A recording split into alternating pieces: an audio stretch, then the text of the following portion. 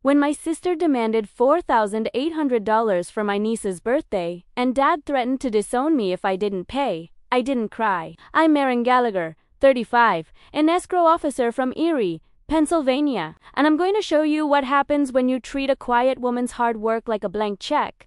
If you've ever been the sibling who has to be the strong one just so everyone else can afford to be weak, you already know the heavy, quiet exhaustion I'm talking about. You know what it's like to sit at your kitchen table, looking at your budget under the yellow light of a single bulb, realizing that the people who share your blood only see you as a walking ATM.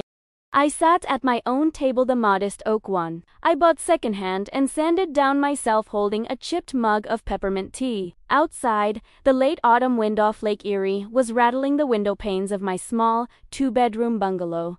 I love this house. It's not grand, and it certainly doesn't look like the suburban mini-mansions my sister Chloe always insists on renting, but it is mine.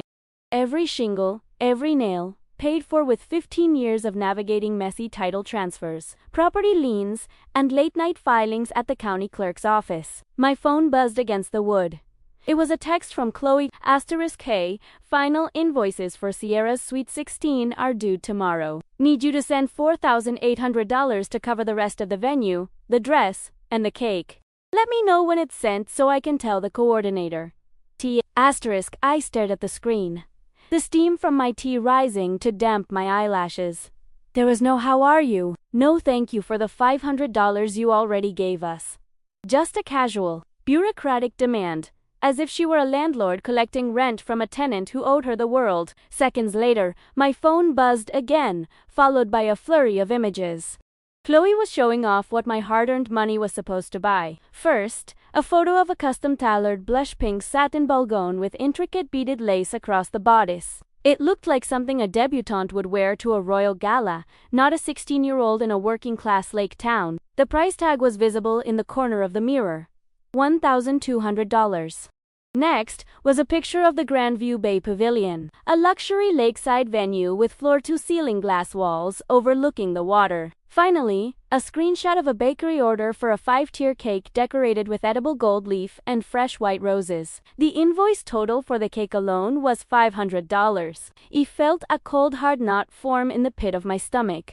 To understand why this hurts so deeply, you have to understand how we got here. Chloe is 32, 3 years younger than me, and she has spent her entire life running from the very concept of consequence. When we were kids, if Chloe broke a vase, our father, Arthur, would look at me and say, "You're the oldest, Maren. You should have been watching her." When Chloe dropped out of community college after one semester because the morning classes were too stressful, Dad paid off her student loans using the money he had promised to help me with for my business certification. I didn't complain. I worked the night shift at a local diner, kept my head down, and earned my license anyway. And then there was Sierra, my niece. I love that girl. When she was born, I was the one who bought her crib, who spent my weekends babysitting so Chloe could find herself at various beach towns, and who put away $50 every single month into a modest college fund for her. But over the last 2 years, I had watched with an aching heart as Chloe and Dad slowly turned Sierra into a mirror image of themselves. She had learned that tears could buy iPhones, that tantrums could bypass rules, and that Aunt Maren would always, eventually, smooth over the rough edges of their financial disasters. This time, I had agreed to help. 2 months ago, Chloe had come to me crying, saying she wanted to give Sierra a nice, memorable 16th birthday party.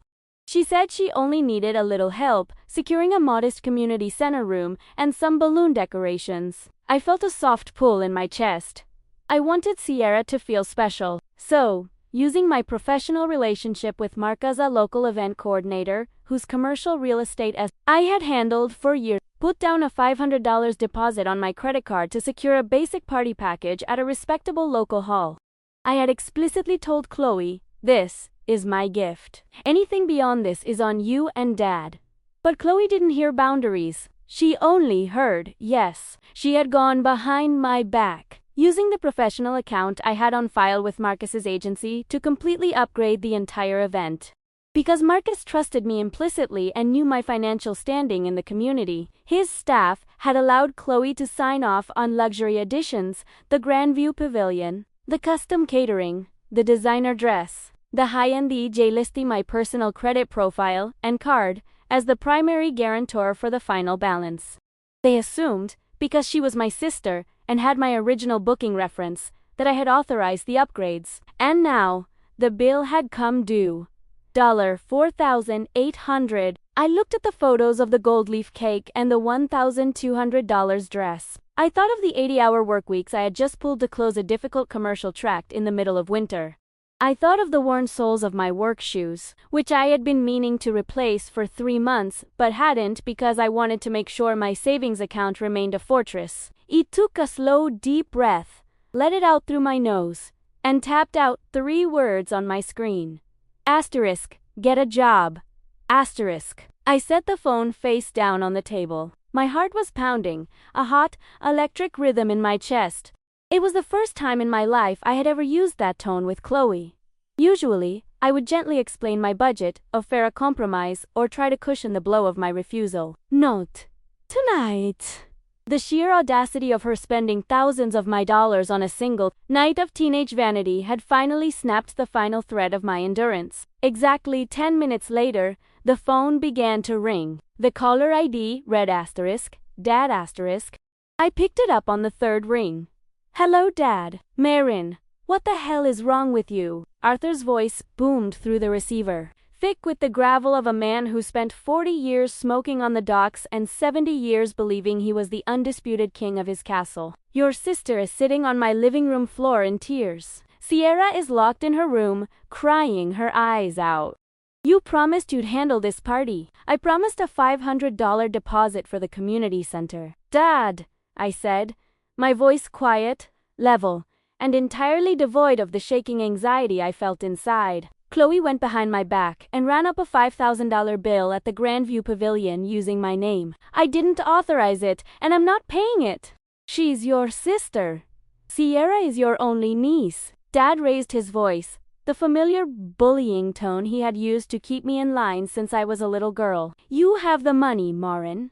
We all know what you make at that title company. You've got no kids, no husband, no real expenses in that little house of yours. What are you saving it for? To take it to the grave? Your family needs you right now.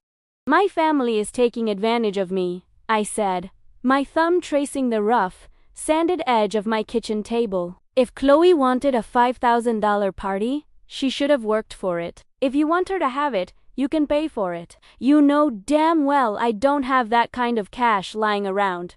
He roared. My truck needs a new transmission, and my back has been acting up again. You're being selfish. Marin, cold and selfish. Your mother would be ashamed of you. There it was. The ultimate weapon. He always brought up my mother when he wanted to break my spirit. My mother, who had worked herself into an early grave trying to keep our family afloat while Dad chased get-rich-quick schemes. My mother, who on her deathbed had whispered to me, asterisk, take care of your sister, Marin. She's fragile. Asterisk, but my mother hadn't lived to see how Chloe's fragility had been weaponized into a parasitic lifestyle, or how Dad had spent a decade helping her feed on my life's blood. Don't bring Mom into this, I whispered, my voice tightening. I will bring her in, because she taught you better than this, Dad growled, his voice dropping into a harsh, final threat. You listen to me, Marin.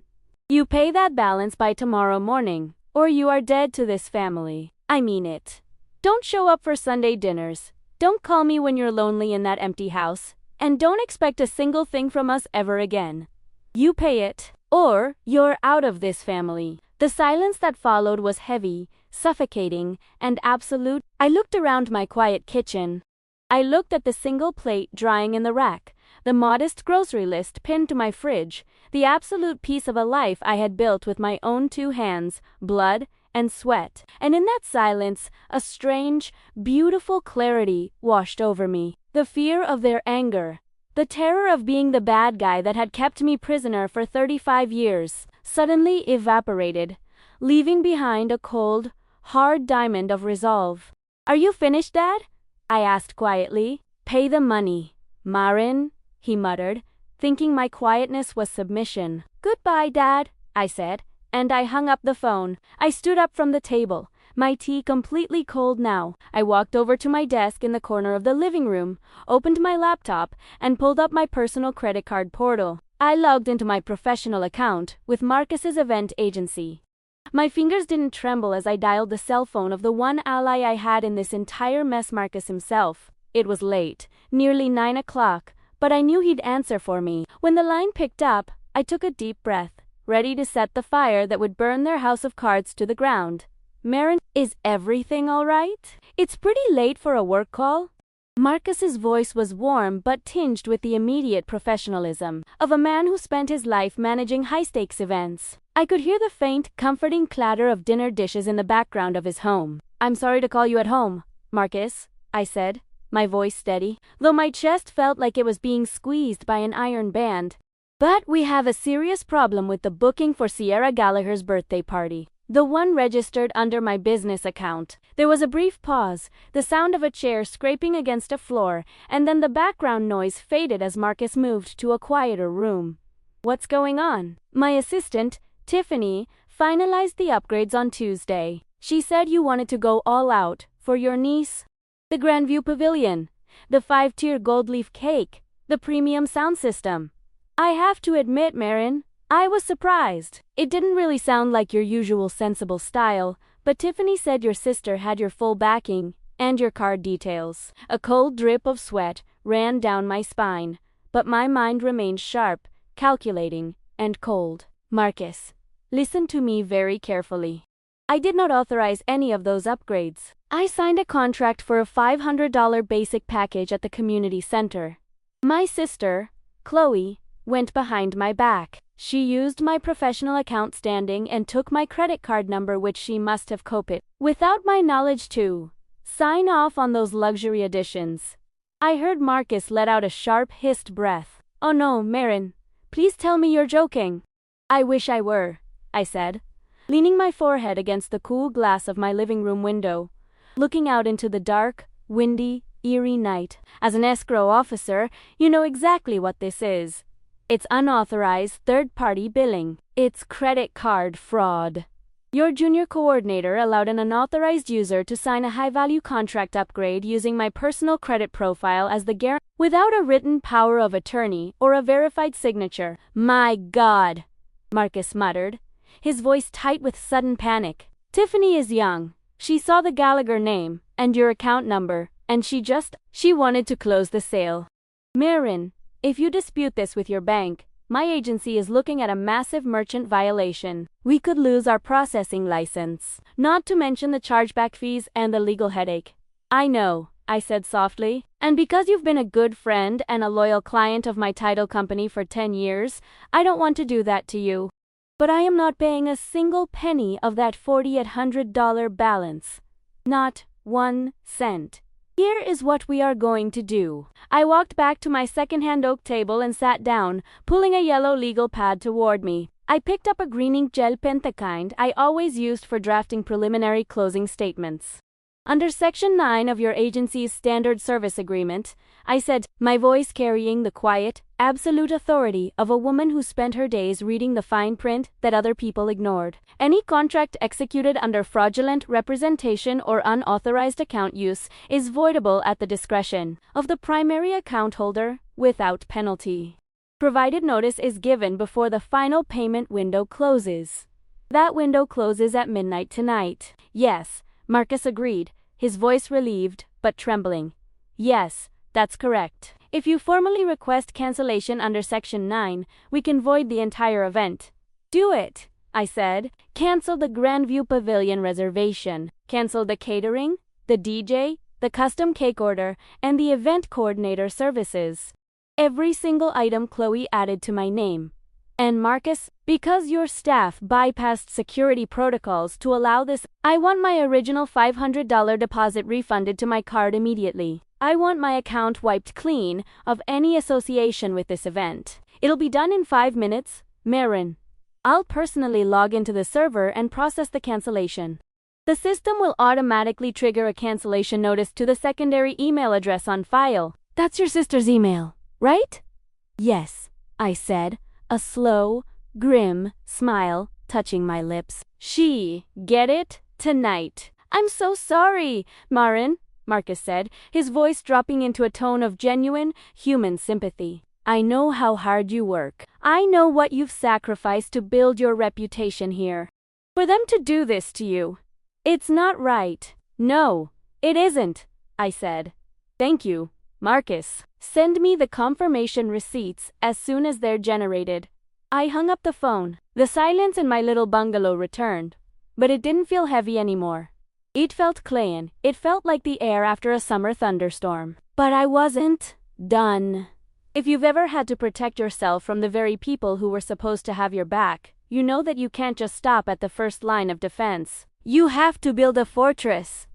You have to gather your paperwork, because when people like my father and sister are cornered, they don't look inward, they strike out. They tell lies.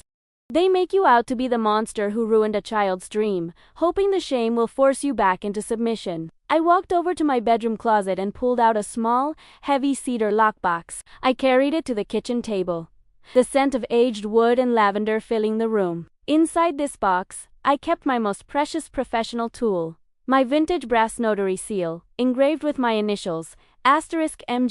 It had been a gift from my mother when I passed my licensing exam 15 years ago. She had saved up 4 months to buy it for me. I remember her worn, calloused hands placing it in mine, her voice tired but fierce. * Never let anyone sign your name to anything, Marin.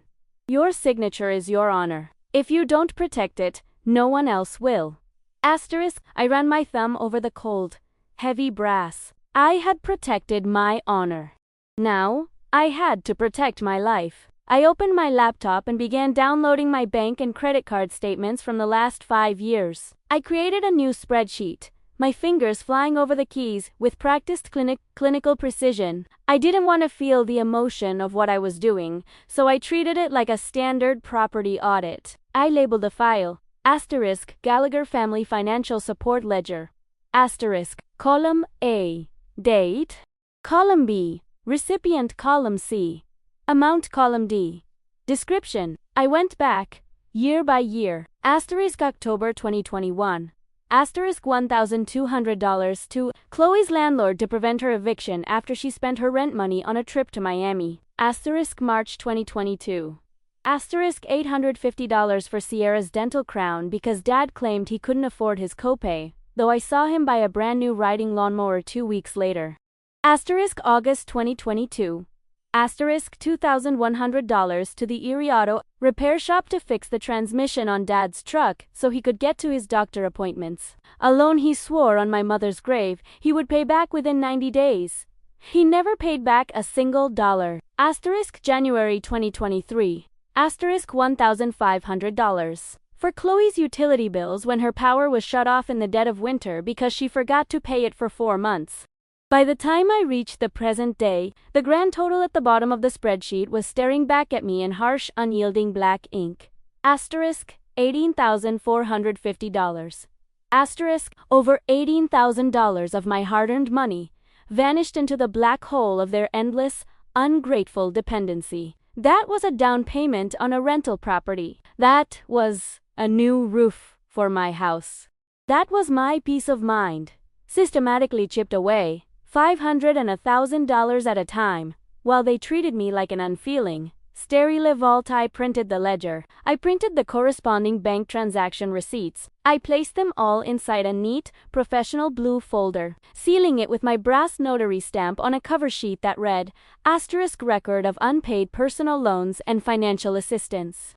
I sat back in my chair, my heart aching with a deep, profound sorrow that no amount of financial organization could cure. I was 35 years old, and I was completely alone. My mother was gone, and my father had just told me I was dead to him because I refused to let my sister rob me of another $5,000.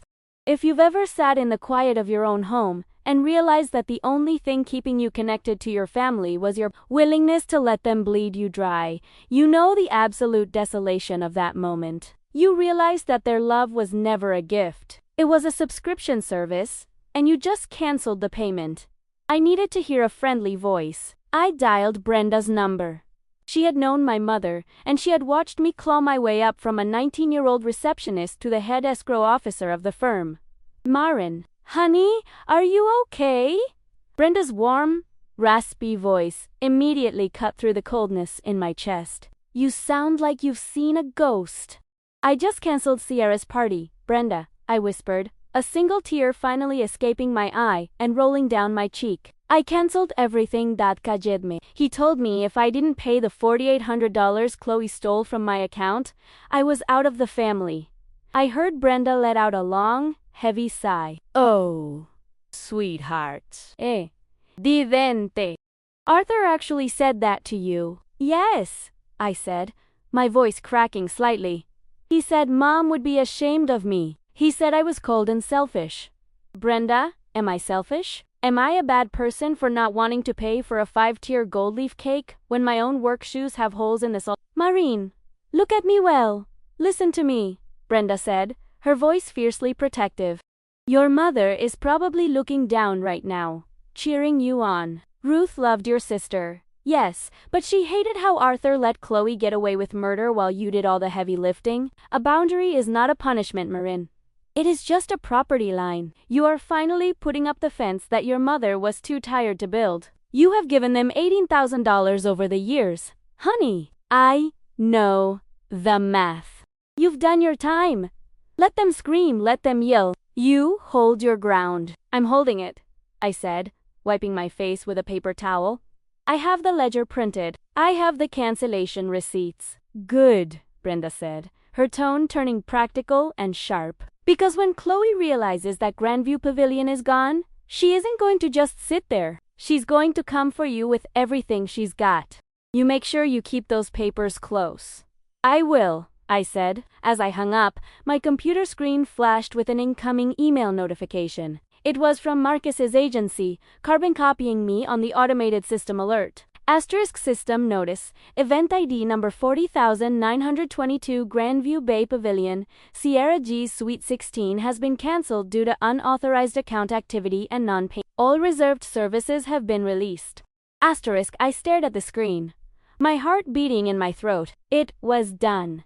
The fuse had been lit. My phone lay on the table, silent, dark, and still. I knew it wouldn't stay that way for long. In a few minutes, Chloe would check her email, or she would get the automated text alert, and the illusion of her perfect, lavish fantasy would come crashing down around her ears. I picked up my cold mug of tea, walked to the kitchen sink, and poured it out. I stood there, watching the dark liquid swirl down the drain, listening to the wind howl against the brick of my house, waiting for the storm to break. The phone didn't just ring. It shrieked.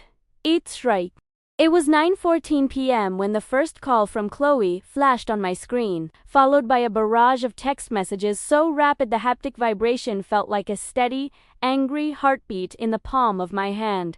Asterisk, what did you do?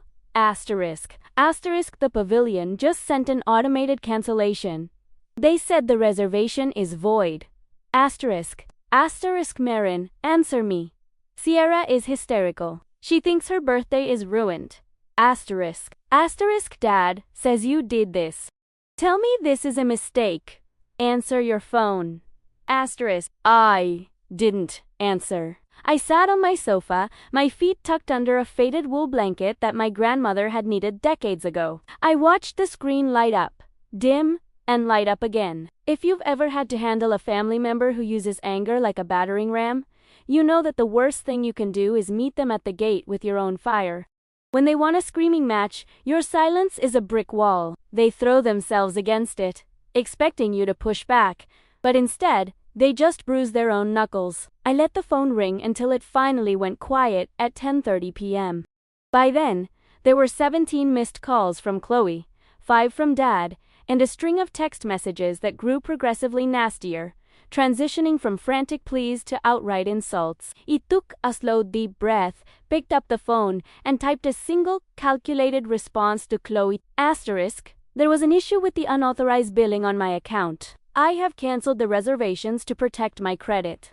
If you and Dad want to discuss how to handle Sierra's party going forward, we need to sit down like adults. We will meet on Saturday morning at 9 a.m. at the Lakeshore Diner. Bring your financial records, and we will figure out a realistic solution. Do not call me before then. I will not answer. Asterisk, I hit send. Almost instantly, my phone buzzed with her reply. Asterisk, fine. You better have a checkbook with you. Asterisk, I smiled a small, tired smile. She still thought this was a negotiation. She still believed that if she squeezed hard enough, the vault would open and the cash would flow. She had no idea that I wasn't opening the vaults. I was changing the locks. For the next 3 days, I lived in a state of quiet, methodical execution. As an escrow officer, my entire professional life is built around verifying facts, securing assets, and ensuring that every single signature is legally binding. I know how to trace a paper trail, and more importantly, I know how to cut one off. I didn't spend my Tuesday evening crying or pacing the floor. I spent it at my second-hand oak table, systematically building a financial fortress around myself. First, I called the big three credit bureaus Equifax, Experian, and TransUnion. I placed a total security freeze on my credit files. If Chloe had somehow managed to copy my social security number or other personal identifiers from the old tax documents Dad kept in his unlocked filing cabinet at home, she wouldn't be able to open so much as a store loyalty card in my name. Next, I tackled the vendors. I knew Chloe's style. She would try to bypass Marcus's agency and go directly to the individual businesses, begging them to reinstate the services by promising that payment was on the way. On Wednesday morning, during my coffee break, I drafted 3 formal, polite letters. I printed them on my office computer, using the heavy textured paper we reserved for official title disclosures. The first letter went to Asterisk, the Sugar Plum Bakery Asterisk, the high-end shop where Chloe had ordered the $500 gold leaf cake. The second went to Asterisk, the Velvet Hanger Asterisk, the bridal and prom boutique, where the $1,200 blush pink dress was being held. The third went to the caterer Chloe had selected. In each letter, I wrote the same precise, legal language. Asterisk, please be advised that I, Marin Gallagher, am not a party to, nor a guarantor of any contract, invoice, or purchase order placed by Chloe Gallagher or Arthur Gallagher. Any use of my name, credit profile, or professional credentials to secure services or merchandise for the events scheduled on behalf of Sierra Gallagher is unauthorized. I will not be responsible for any balances, deposits, or cancellation fees incurred. Please update your records to reflect that all financial liability rests solely with the signing party, Chloe Gallagher. Asterisk, I didn't mail them. I spent my lunch hour driving to each business in person. I wanted them to see my face. I wanted them to know that the woman whose name was on the original booking reference was a professional, clear-headed escrow officer, not a disgruntled relative throwing a tantrum. At Asterisk, the Sugar Plum Bakery Asterisk, the owner, a middle-aged woman named Clara with flour on her apron, looked at my letter and sighed. Dear. Your sister called us yesterday afternoon.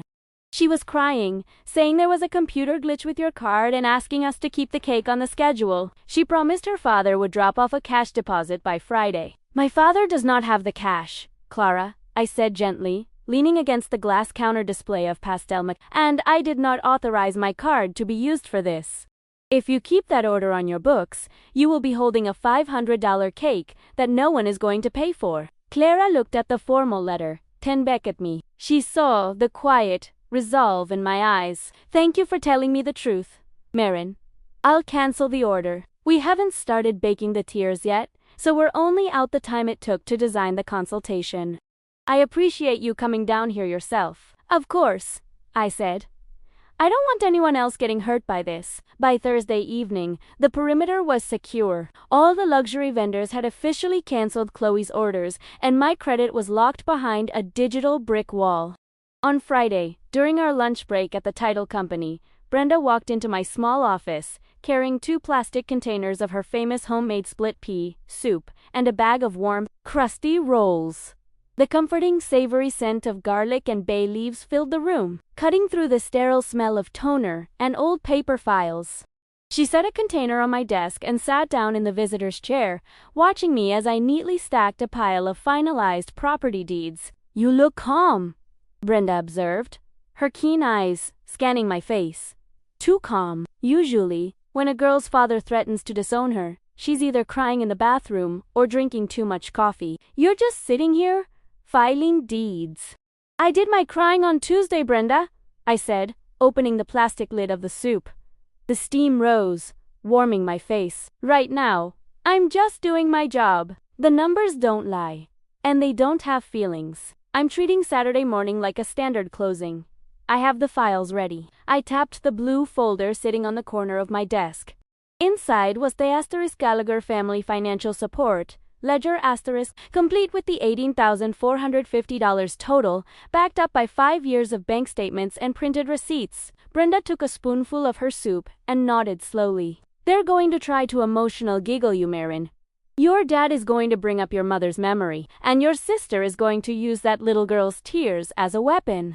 You have to be ready for the guilt. It's a heavy thing to carry, even when you know you're in the right. I know, I whispered, looking down at my soup. If you've ever had to stand your ground against your own family, you know that the hardest part isn't the logistics. It's the quiet, nagging voice in your head that whispers, *, maybe you are being selfish. Maybe you should just pay the money to keep the peace. *. But then you look at your bank account, you look at the holes in your shoes, and you realize that keeping the peace just means agreeing to let them keep pieces of you until there's nothing left. They don't love the peace, Brenda, I said, looking up at her. They just love the quiet that comes after I give them what they want. Well, the quiet is over. Good for you, sweetheart, Brenda said, her voice rich with a motherly pride that made my throat tighten. You hold that line. And if you need me to show up at that diner with a notary stamp and a bad attitude, you just say the word. I laughed, a real, genuine laugh that felt incredibly good after days of tension. Thanks, Brenda, but I think I can handle this closing on my own. That night, I went home to my quiet bungalow. I didn't turn on the TV.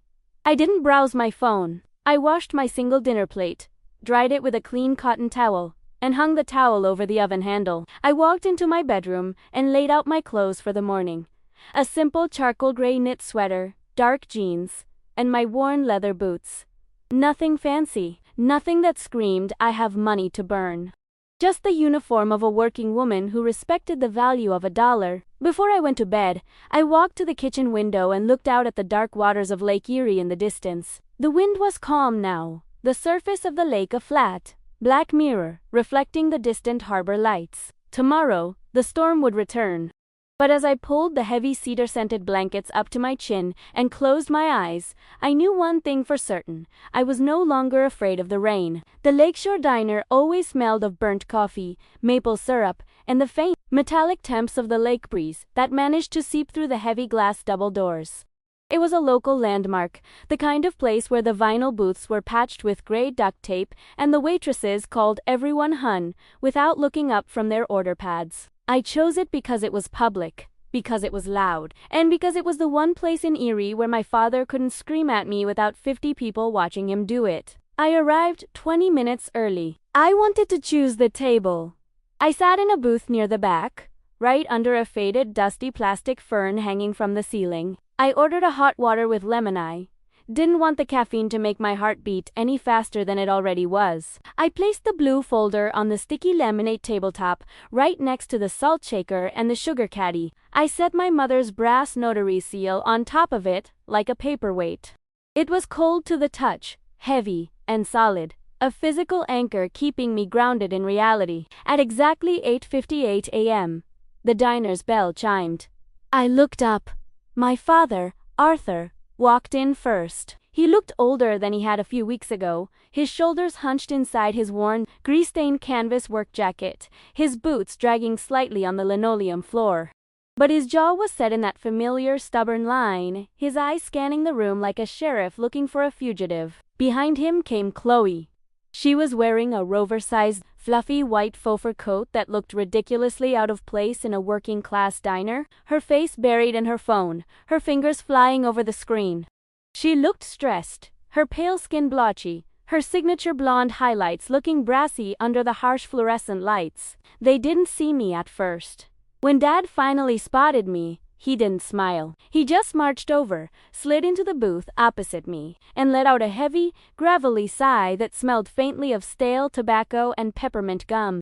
Chloe slid in next to him, her faux fur coat rustling loudly, crowding the small table. You look nice and cozy, Marin, Chloe said, her voice dripping with sarcasm as she tossed her fake designer purse onto the seat beside her. Meanwhile, I've been up since 5 in the morning trying to explain to my daughter why her birthday party might not happen. Do you have any idea what you've done? Good morning, Chloe. Morning, Dad, I said quietly, keeping my hands folded over my lap so they couldn't see the slight tremor in my fingers. Cut the crap, Marin, Dad growled, leaning forward, his thick, calloused forearms resting on the table. He didn't look at the blue folder.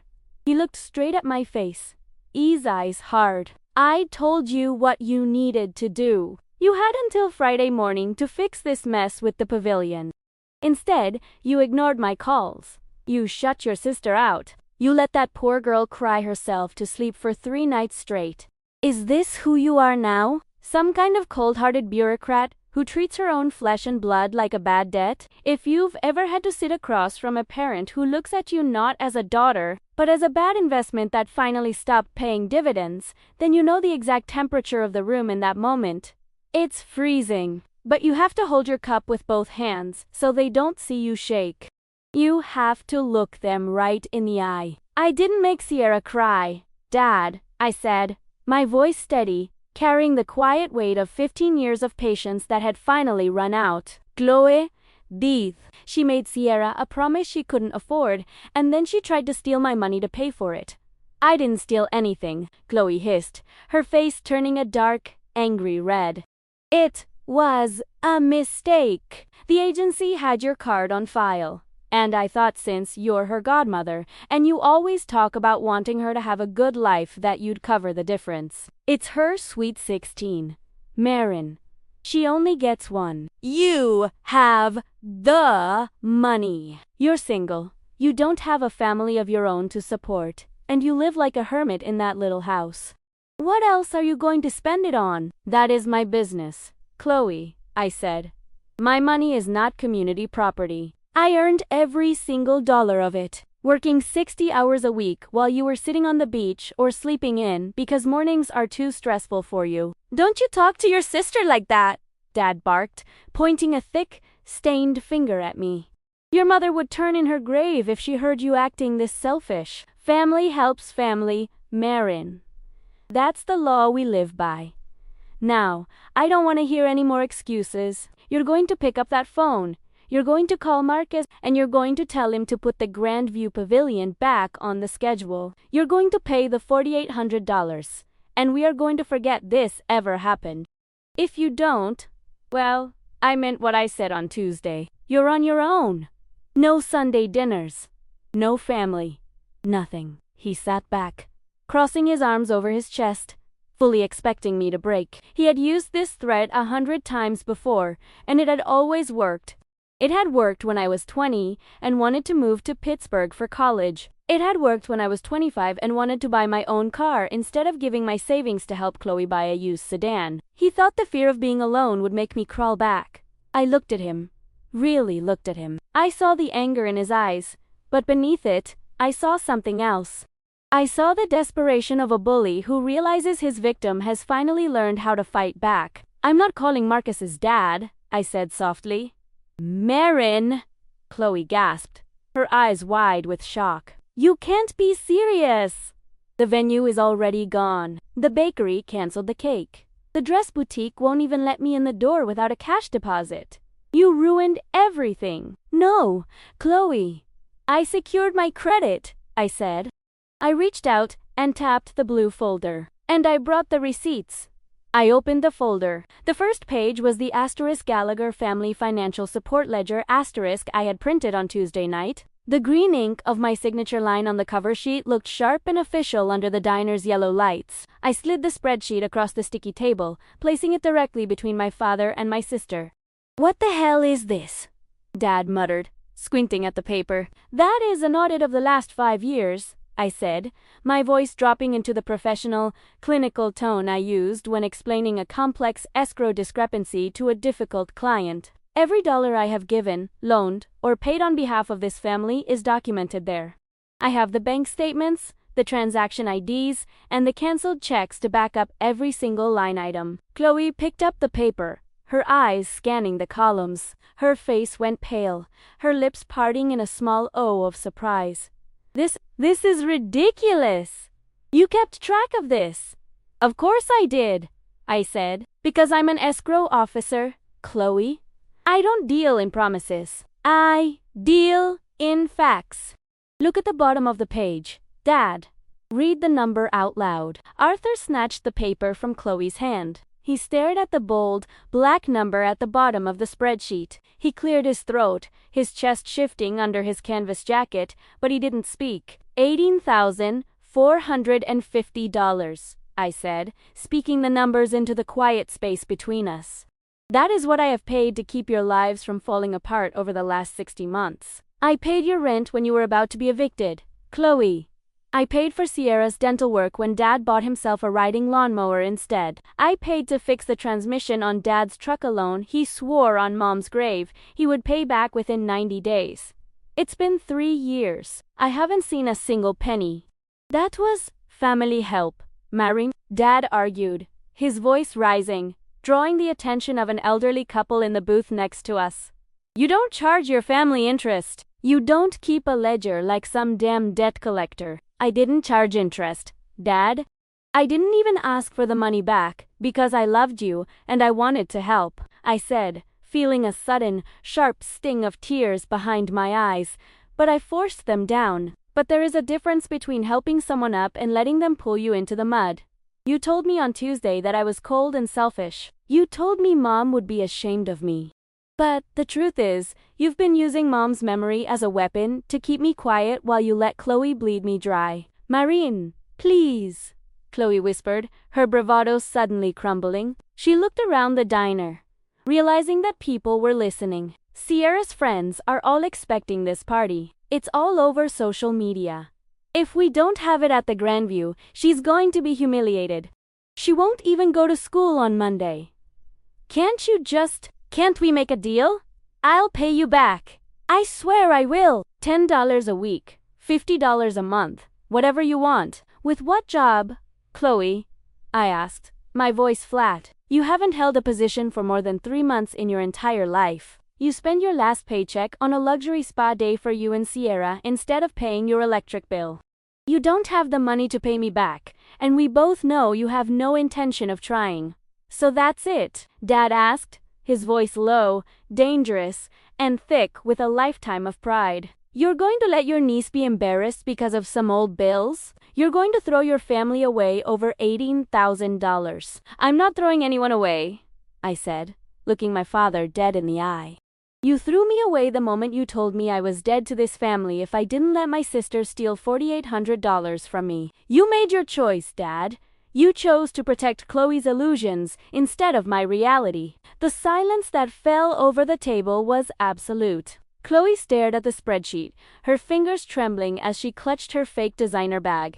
Dad looked down at the table, his face dark, his jaw working as he tried to find a loophole, a threat, a guilt trip that would work. But there was nothing left. The blue folder was a solid, legal wall.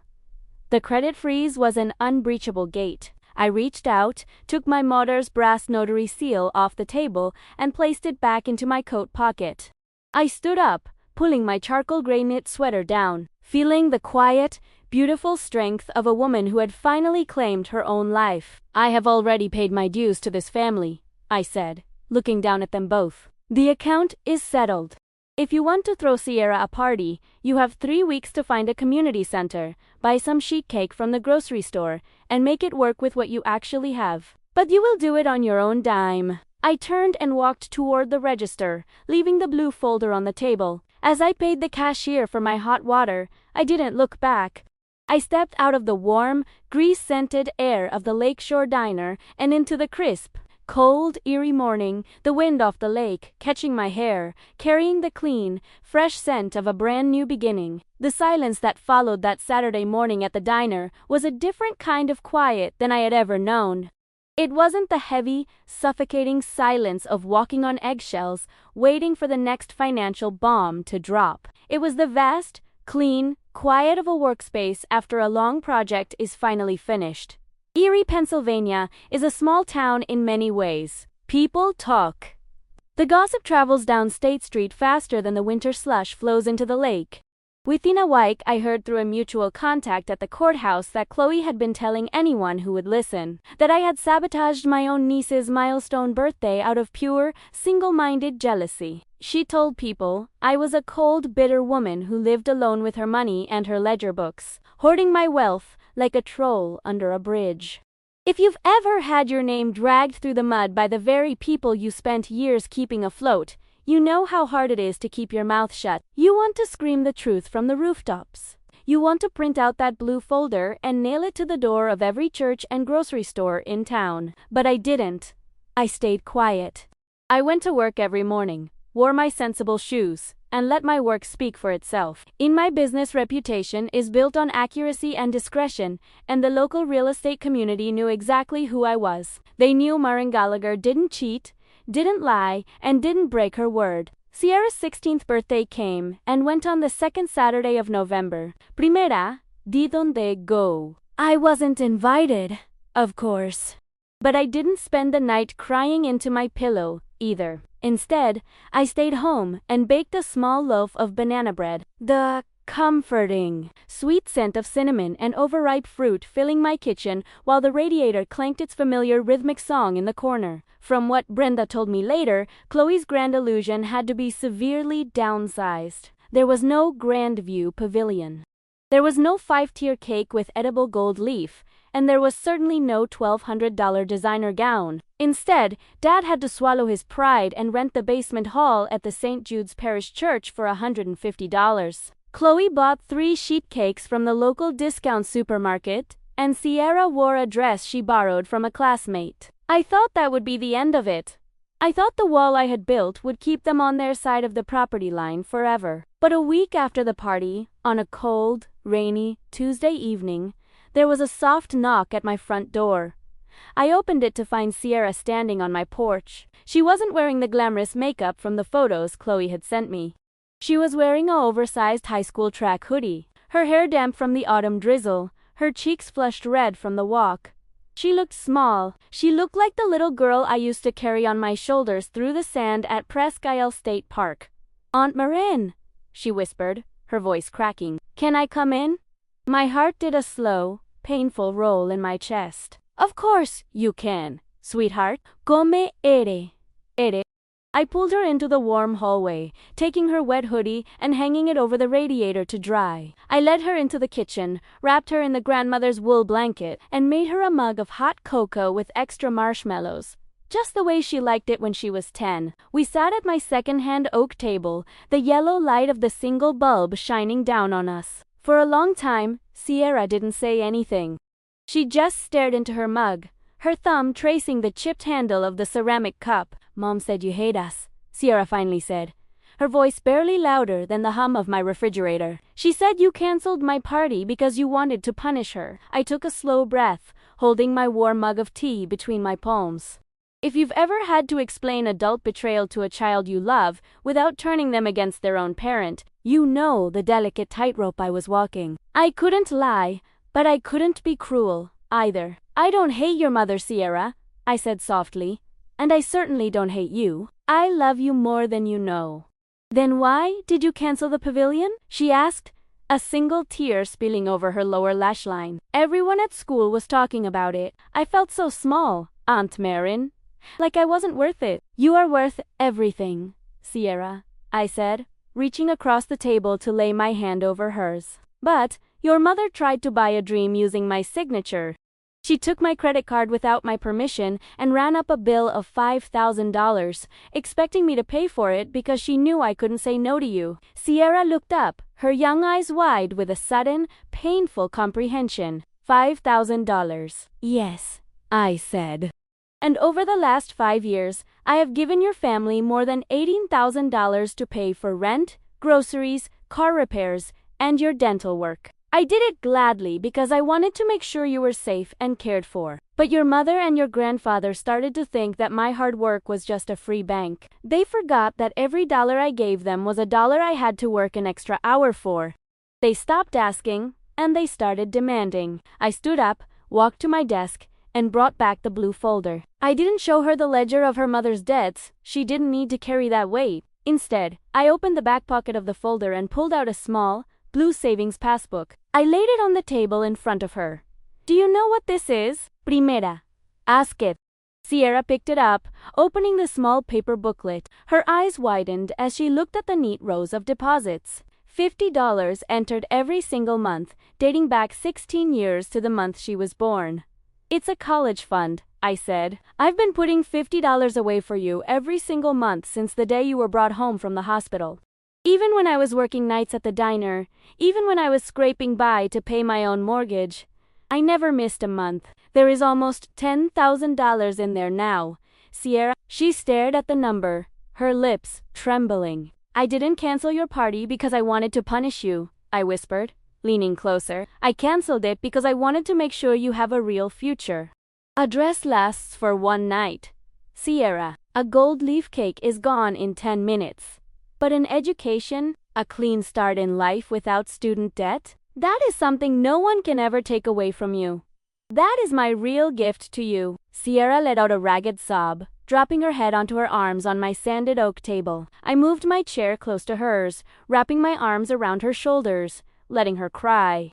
I held her for a long time, smelling the rain in her hair, feeling the quiet, steady beating of her heart. In that moment, I knew I hadn't lost my family. I had saved the only part of it that still had a chance to grow. 2 months later, in the deep of January, when the lake was completely frozen over and the snow was piled high against my porch steps, my phone rang. The caller ID read, *Dad*. Primera picked it up, my heart steady and calm. Hello, Dad. There was a long pause on the other end of the line, the sound of his heavy, congested breathing filling the receiver. He didn't apologize. A man like Arthur Gallagher doesn't have the tools in his chest to build an apology. Your sister's furnace went out, he said, his voice gruff, devoid of the old, booming anger. The repairman says it needs a new blower motor. Costs $400. I sat at my kitchen table, looking at a clean dish towel drying on the rack, the kettle on the stove beginning to cool. That's a shame, Dad, I said quietly. I hope she can find a repairman who offers a payment plan. Another long silence. I could hear the wind howling outside his window, the same wind that was rattling my own panes. I paid for it, Dad muttered, his voice sounding older, tired. Had to take it out of my savings? My truck's running fine, though. Got the transmission fixed.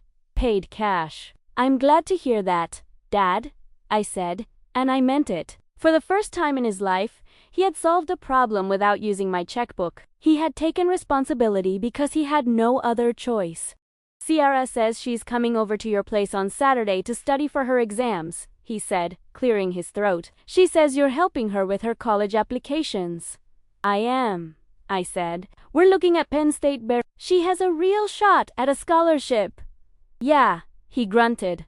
She's a smart kid, like her aunt. My throat tightened. A sudden, unexpected warmth blooming in my chest. It wasn't a grand reconciliation. There were no tears, no promises of a happy Sunday dinner, no declarations of love. But the door wasn't locked anymore. It was just slightly ajar, resting on a solid, unbreakable hinge of mutual respect. He knew the rules now. He knew where the fence was. Are you eating enough, Marin? He asked, his voice dropping into a rare, clumsy note of paternal concern. You always were too thin. I'm eating just fine, Dad. I smiled, looking at the pot of vegetable stew, simmering on my stove. I'm making stew tonight. Good, he said. Don't work too late. I'll talk to you later. Goodbye, Dad. I hung up the phone and set it down on the wood. If you've stayed with me this far, if you're sitting at your own table tonight, doing the math and wondering if you have the strength to say no to the people who expect you to carry their weight, I want you to take a deep breath. I want you to look around your quiet room, at the things you've bought with your own sweat, and realize that your peace is not a crime. Setting a boundary is not an act of war. It is an act of love. It is the only way to teach the people who depend on you how to stand on their own 2 feet, and it is the only way to save enough of yourself to have something left to give. Love is a gift, not a line item in a budget, and you are allowed to protect the hand that gives it.